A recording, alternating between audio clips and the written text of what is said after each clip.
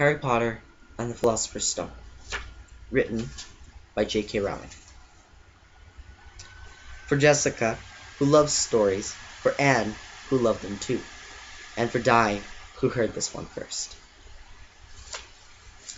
Chapter 1. The Boy Who Lived.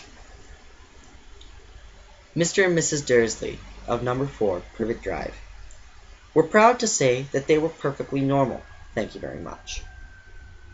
They were the last people you'd expect to be involved in anything strange or mysterious, because they just didn't hold with such nonsense.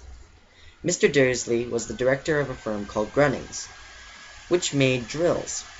He was a big, beefy man with hardly any neck, although he did have a very large mustache. Mrs. Dursley was thin and blonde, and had nearly twice the usual amount of neck, which came in very useful as she spent so much of her time craning over garden fences, spying on the neighbors. The Dursleys had a small son called Dudley, and in their opinion, there was no finer boy anywhere. The Dursleys had everything they wanted, but they also had a secret, and their greatest fear was that someone would discover it. They didn't think they could bear it if anyone found out about the Potters. Mrs. Potter was Mrs. Dursley's sister, but they hadn't met for several years. In fact, Mrs. Dursley pretended she didn't have a sister, because her sister and her good-for-nothing husband were as un-Dursleyish as it was possible to be. The Dursleys shuddered to think what the neighbors would say if the Potters arrived in the streets. The Dursleys knew that the Potters had a small son too, but they had never seen him. This boy was another good reason for keeping the Potters away. They didn't want Dudley mixing in with a child like that. When Mr. and Mrs. Dursley woke up on the dull, gray Tuesday where our story begins, there was nothing about the cloudy sky outside to suggest that strange and mysterious things would soon be happening all over the country. Mr. Dursley hummed as he picked out his most boring tie for work, and Mrs. Dursley gossiped away happily as she wrestled a screaming Dudley into his high chair. None of them noticed a large tawny owl fluttering past the window. At 8:30, Mr. Dursley picked up his briefcase, pecked Mrs. Dursley on the cheek, and tried to kiss Dudley goodbye, but missed, because Dudley was now having a tantrum and throwing his cereal at the walls. Little tyke, chortled Mr. Dursley as he left the house. He got into his car and backed out of number 4 Privet Drive. It was on the corner of the street that he noticed the first sign of something peculiar. A cat reading a map. For a second, Mr. Dursley didn't realize what he'd seen. Then he jerked his head around to look again. There was a tabby cat sitting on the corner of Privet Drive, but there wasn't a map in sight. What could he have been thinking? It must have been a trick of the light. Mr. Dursley blinked and stared at the cat. It stared back. And as Mr. Dursley drove around the corner and up the road, he watched the cat in his mirror. It was now reading the sign that said Privet Drive. No, looking at the sign. Cats couldn't read maps or signs. Mr. Dursley gave himself a little shake and put the cat out of his mind. As he drove towards town, he thought of nothing except for a large order of drills he was hoping to get that day. But on the edge of town, drills were driven out of his mind by something else. As he sat in the usual morning traffic jam, he couldn't help but notice that there seemed to be a lot of strange people about. People in cloaks. Mr. Dursley couldn't bear people who dressed in funny clothes, the get-ups you saw on young people. He supposed this was some stupid new fashion. He drummed his fingers on the steering wheel, and his eyes fell on a huddle of these weirdos, standing quite close by. They were whispering excitedly together. Mr. Dursley was enraged to see that a couple of them weren't young at all. Why, that man had to be older than he was, and he was wearing an emerald green cloak. The nerve of him! But then it struck Mr. Dursley that this was probably some silly stunt. These people were obviously collecting for something. Yes, that would be it.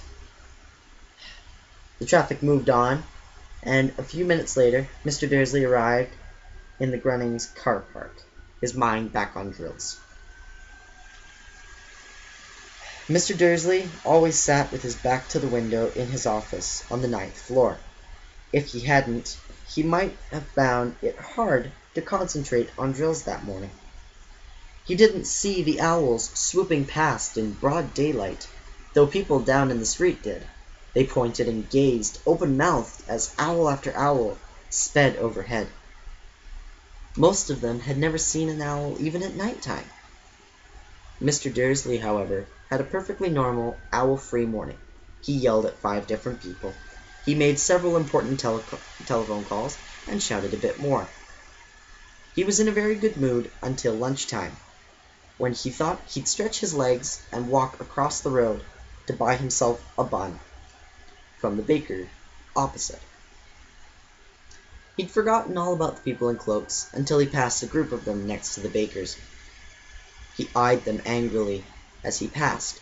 He didn't know why, but they made him uneasy. This lot were whispering excitedly too, and he couldn't see a single collecting tin. It was on his way back past them, clutching a large doughnut in his bag, that he caught a few words of what they were saying. "The Potters, that's right. That's what I heard." "Yes, their son, Harry." Mr. Dursley stopped dead. Fear flooded him. He looked back at the whispers as if he wanted to say something to them, but thought better of it. He dashed back across the road, hurried up to his office, snapped at his secretary not to disturb him, seized his telephone and almost finished dialing his home number when he realized that he'd changed his mind. He put the receiver back down and stroked his mustache, thinking. No, he was being stupid. Potter wasn't an unusual surname. He was sure there were lots of people called Potter who had a son called Harry. Come to think of it, he wasn't even sure his nephew was called Harry. He'd never even seen the boy. Or it might have been Harvey. Or Harold.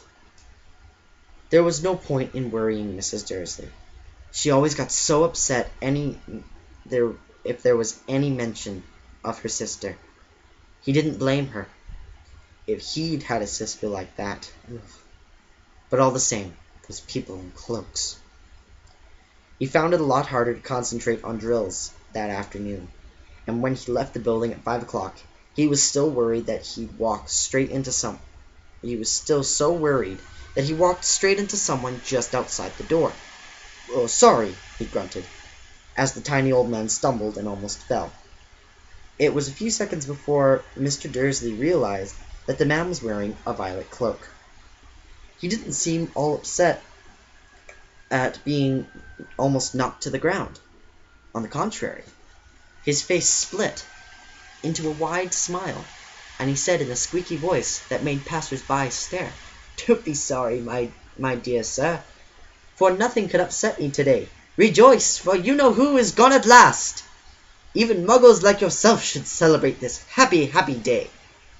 And the old man hugged Mr. Dursley around the middle and walked off. Mr. Dursley stood rooted on the spot. He had been hugged by a complete stranger. He also thought that he had been called a muggle. Whatever that was. He was rattled. He hurried to his car and set off home, hoping he was imagining things, which he had never hoped before, because he didn't approve of imagination. As he pulled into the driveway of number 4, the first thing he saw, and it didn't improve his mood, was the tabby cat he'd spotted that morning. It was now sitting on the garden wall. His garden wall.